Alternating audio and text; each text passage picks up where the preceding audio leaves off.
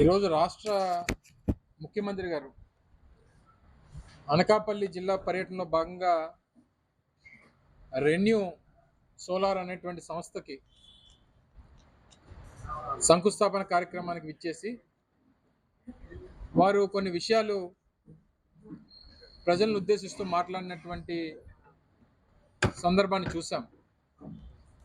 సహజంగా పరిశ్రమల శంకుస్థాపనకు వచ్చినప్పుడు కానీ, పరిశ్రమల ప్రారంభోత్సవానికి వచ్చినప్పుడు కానీ సహజంగా ముఖ్యమంత్రులు అనేటువంటి వ్యక్తులు వారి స్థాయిలో రాష్ట్రానికి సంబంధించినటువంటి వనరుల గురించి, ఇక్కడ ఉన్నటువంటి అవకాశాల గురించి, లేదా పారిశ్రామికవేత్తలకు ఇస్తున్నటువంటి సహకారం గురించి, వారికి ఏదైనా ఇబ్బంది వస్తే మేము తోడుగా ఉంటాం అన్నటువంటి భరోసాని ఇవ్వడం, ఇవి సహజంగా ఇటువంటి వేదికల మీద జరగాల్సినటువంటి ప్రసంగాలు.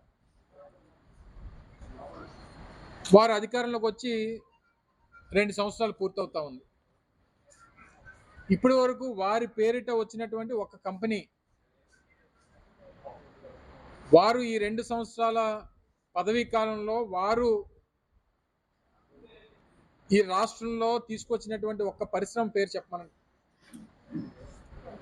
ఈరోజు వారు శంకుస్థాపన చేసినటువంటి రెన్యూ సంస్థ 2023 మార్చి 3వ తారీఖున విశాఖపట్నంలో జరిగినటువంటి గ్లోబల్ ఇన్వెస్టర్స్ సమిట్, గౌరవ వైఎస్ఆర్ కాంగ్రెస్ పార్టీ అధ్యక్షులు అప్పటి ముఖ్యమంత్రి జగన్మోహన్ రెడ్డి గారి నేతృత్వంలో జరిగినటువంటి ఇన్వెస్టర్స్ సమిట్లో ఇదే సంస్థతో 95,000 కోట్ల రూపాయలు ఈ రాష్ట్రంలో పెట్టుబడులు పెట్టడానికి చేసుకున్నటువంటి ఒప్పందంలో భాగంగా జరిగినటువంటి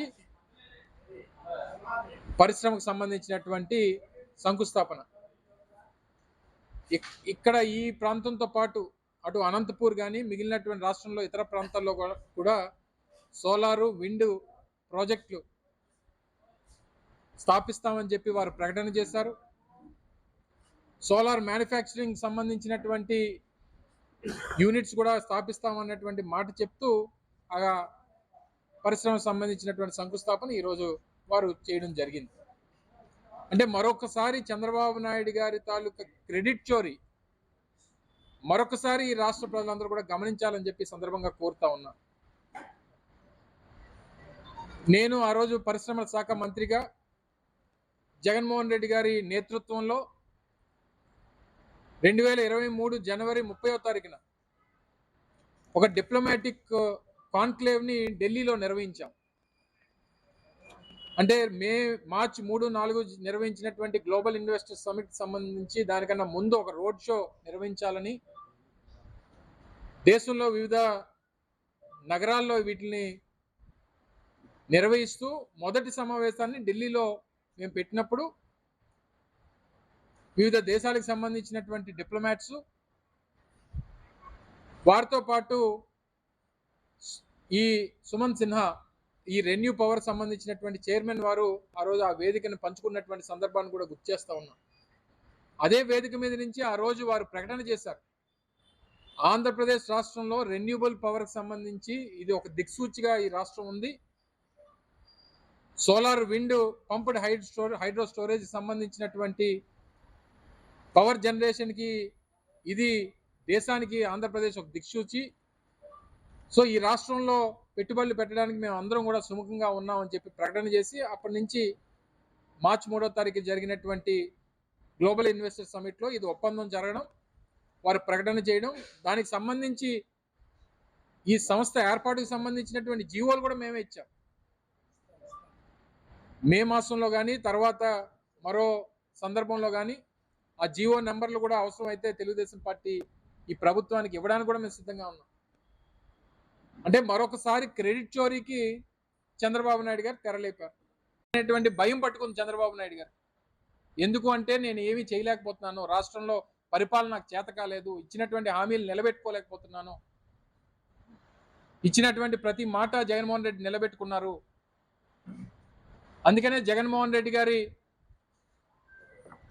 మీద ఈ రకమైనటువంటి వ్యక్తిత్వ హననం చేస్తే తప్ప మనం ఆయన్ని ఎదుర్కోలేము అనేటువంటి భయం చంద్రబాబు నాయుడు గారిలో కనబడతా ఉంది. ఈరోజు ఆ సభలో అదే రుజువైంది.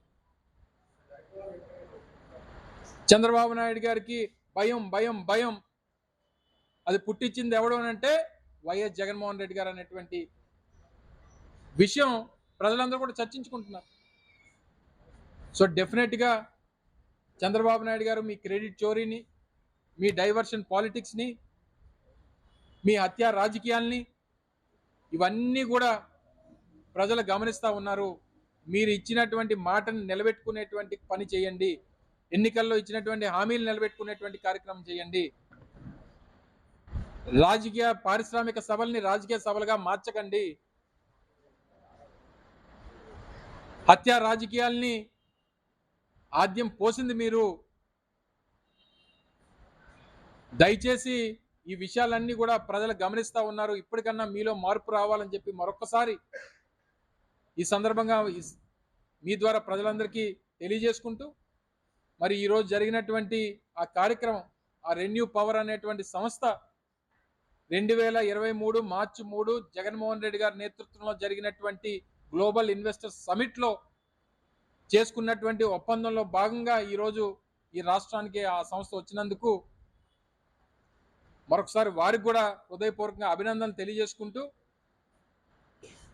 మీ రాజకీయ కార్యక్రమాల్ని, రాజకీయ ఆలోచనల్ని ప్రతి వేదిక మీద దయచేసి రుద్దొద్దని చెప్పి మీ ద్వారా వారిని కోరుకుంటా ఉన్నా.